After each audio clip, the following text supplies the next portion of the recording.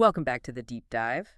Today we're unpacking a stack of sources that really challenges the traditional idea of what a conflict actually looks like. Yeah, it did definitely clips the script. Because usually, when we talk about history, especially the history between Ukraine and Russia, our minds go straight to the kinetic stuff. We picture tanks, trench lines, maybe some high-level diplomatic summits or cyber warfare. Right, the stuff that makes the front page of the evening news. Exactly.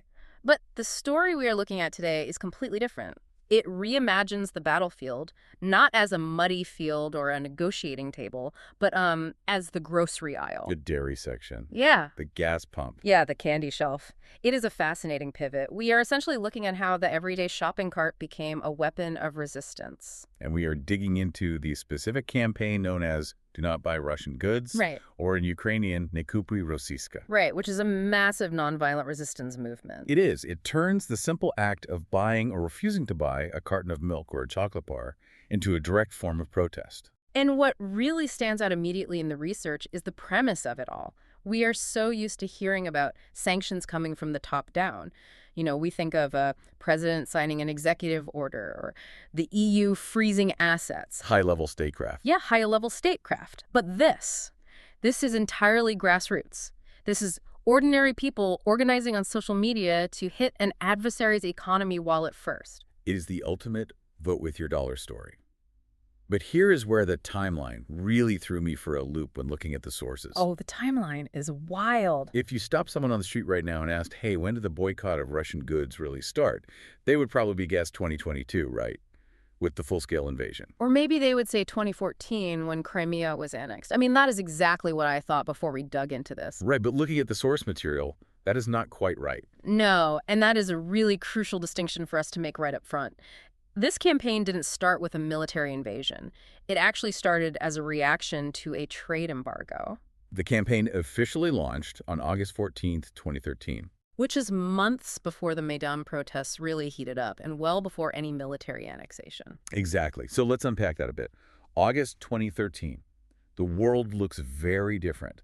What was happening that made people say, okay, put down the Russian cheese? Well, the context here is what the sources refer to as the food wars. The food wars, Mm-hmm. which it sounds like a reality TV show on the Food Network. It really does, but I assume the stakes were a bit higher than a cooking competition. Much higher.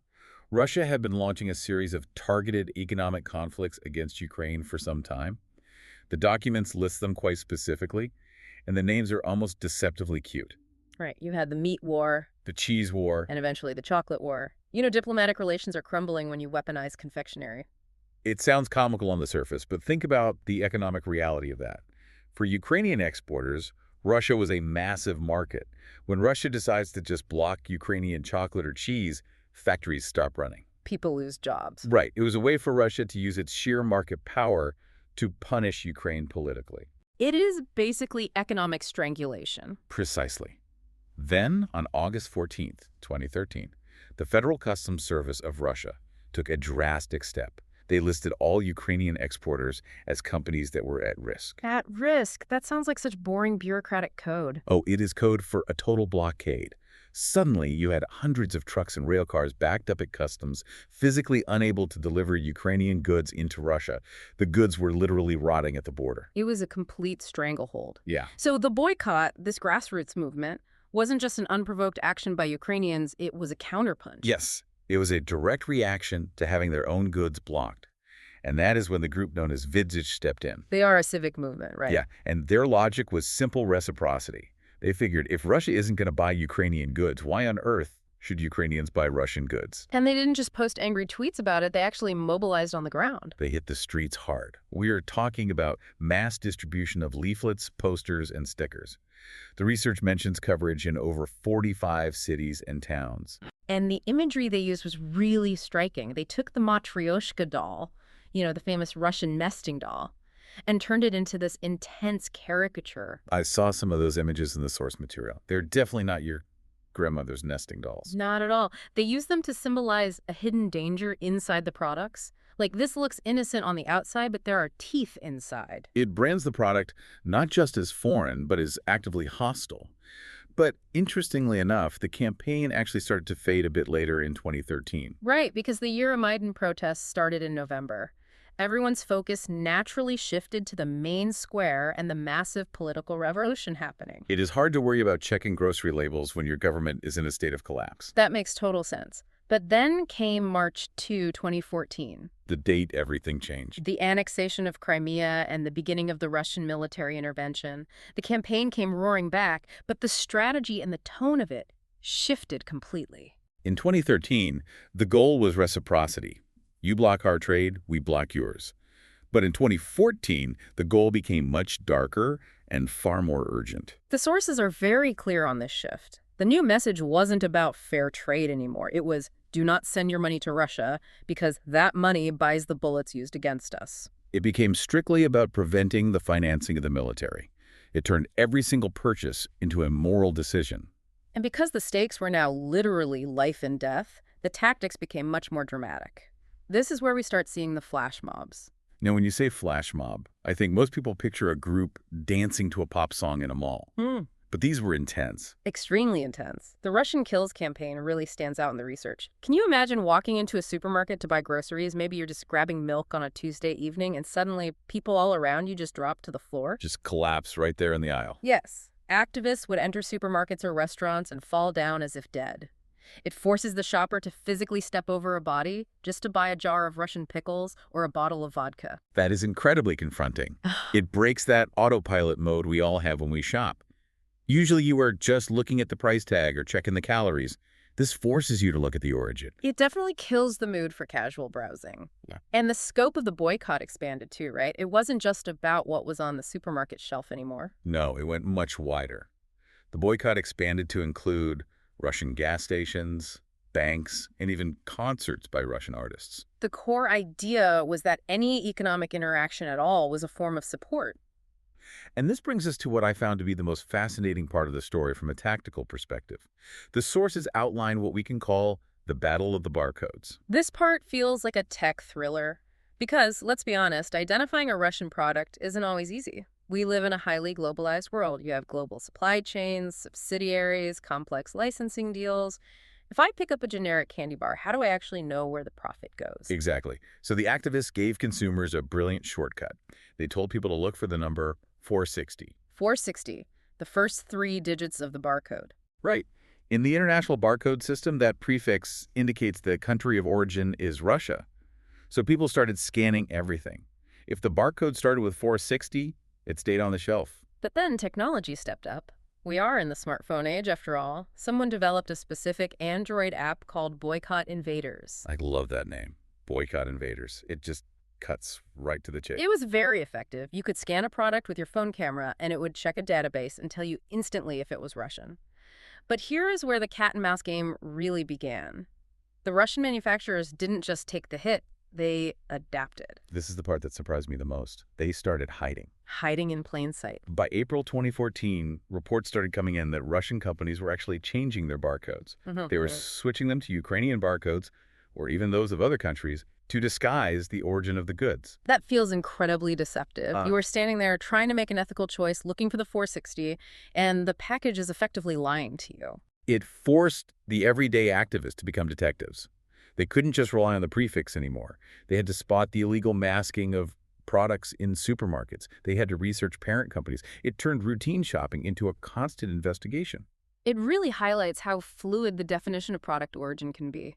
You think you know where something comes from, but the supply chain is completely opaque. But the campaign didn't stop at physical goods either. In late 2014, they went after culture. Yes, the Boycott Russian Films campaign. This launched in August 2014. The target was movies and TV serials. Which is huge because Russian media was very dominant in Ukraine at that time. It was the default entertainment for millions of people, but the pressure actually worked. Some movie theaters in Kyiv, Lviv, and Odessa actually stopped showing Russian films entirely. It was a rejection of soft power alongside the rejection of hard goods. And then there is the Nestlé case in 2015. This one seems a bit messy when you read the sources. It wasn't just about where the chocolate was made. No, this was a real convergence of issues. It actually started with a discrimination case. A journalist wasn't hired, allegedly, because of Ukrainian language requirements. But the activists from Vidsich, the same group that started the 2013 boycott, they latched onto this. They saw an opening to broaden the argument against the company. They pointed out that Nestlé was still selling products manufactured by Russia in Ukraine. So you had this dual anger, a corporate culture issue regarding language and a supply chain issue regarding the aggressor state. And that led to protests right outside their corporate offices and more of those Russian kills flash mobs targeting Nestle products specifically. It shows how a global brand can get caught in the crossfire if they aren't paying close attention to the local sentiment. Neutrality becomes very difficult to maintain in that kind of environment. So we have talked a lot about the domestic front, but this movement didn't stay inside Ukraine's borders forever. No, it rippled out almost immediately. Sure. Even back in 2014, you saw Poland and Lithuania joining the boycott. But the real shift, the massive global escalation, happened with the full-scale invasion in 2022. That is when the whole world started paying attention. And the boycott went from activists with stickers to state governments actively removing inventory. The scale was unprecedented. In Denmark, major supermarkets just stopped selling Russian goods completely. No more debates about barcodes. The stuff was just gone. And in North America, it got very specific. The sources detail actions in the U.S. and Canada. You had states like New Hampshire, Ohio, and Virginia. These are states where the government actually controls the liquor stores. Right, the control states. Exactly. The governors in those states basically ordered the removal of Russian vodka. Take it off the shelf immediately. Same thing happened in Canada. Ontario, Manitoba, Newfoundland, and Labrador, all the liquor control boards pulled the products. Now, we have to be honest here. Vodka is a symbolic target. It is not the entire economy. Right. But it sends a very visible message to the average consumer walking down the aisle. You look for your usual brand, and it's just not there. But while we were pouring out vodka, the financial world was doing something much more painful. They turned off the plumbing. The banking freeze. This is the modern equivalent of a medieval siege. The U.S. Department of State sanctioned lists of banks, but the big blow was SWIFT. We hear about SWIFT a lot on the news, but let's clarify what it actually is based on our deep dive. It is not a bank itself. No, it is the messaging system banks use to talk to each other. It is basically like WhatsApp for money. If you get disconnected from SWIFT, you cannot tell another bank to move money. You are effectively mute in the global economy. And on the ground, for the average Russian citizen, the impact of that was immediate. It was incredibly tangible. Visa and MasterCard just stopped working abroad.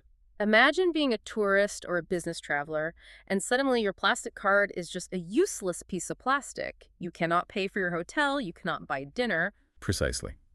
You saw long lines at ATMs, a sudden desperate reliance on cash, and a forced migration to their domestic mirror system. It isolated the Russian consumer economy from the rest of the world in a way that leaflets never could. So we have the anecdotes, we have the flash mobs, and we have the liquor bans. But now we really have to ask the big question, the one that matters most. Did it actually work? Do we have hard numbers on the effectiveness? We do, and the numbers are significant. If we look back at that initial surge in spring 2014, the impact was undeniable. Sales of Russian goods in Ukraine dropped by 35 to 50%. That is a massive hit, losing up to half your sales in a specific market in just a few months. That destroys profit margins. That shuts down production lines entirely. It absolutely does. Imports, the actual physical delivery of goods from Russia, fell by a third by May 2014. And the banking sector took a massive beating too. Banks with Russian capital operating in Ukraine lost more than 50% of their deposits between January and May 2014. So people were literally withdrawing their money just to ensure it wasn't sitting in a Russian-owned vault? Yes. It was capital flight driven entirely by patriotism. And public opinion supported it heavily. TNS research from spring 2014 showed 52% of Ukrainians had a positive attitude toward the boycott, and 39% were actively participating. By late 2014, participation had risen to nearly half the population. That is truly impressive for a grassroots movement, but surely not everyone was on board with this? I have to imagine the big retailers weren't exactly thrilled about having empty shelves. No, and that is an important part of the story to cover. There was criticism and there was pushback. Specifically, looking at the retailers in our sources, not all of them cleared the shelves. Right. Major chains like OK in Ukraine and Metro Cash and Carry initially refused to support the boycott. What was their justification for that? They cited an apolitical vision. An apolitical vision. That is a really tough stance to hold when your customers are falling down playing dead in aisle 4. It is. They argued they were just providing everyday goods to people. But there were also more philosophical counterarguments out there. One that really stands out in the research comes from the blogger Daniel Vidsich. Ah, yes, this was the contrarian view. I think it is really important we dig into this because it is a sophisticated argument, and we want to present what the sources say neutrally here. We are not taking a side, just explaining his rationale. Exactly. Vidsich openly admitted to consciously continuing to use Russian internet services and products. His argument was that by supporting Russian entrepreneurs, he was helping to create a favorable environment for business in Russia. So the idea is that commerce civilizes, that if you support the business class, they might eventually push for a more peaceful, rational government from the inside. That is the core of it. He admitted it wasn't patriotic in the traditional sense, but he argued that engaging with Russian business was a way to change the world for the better.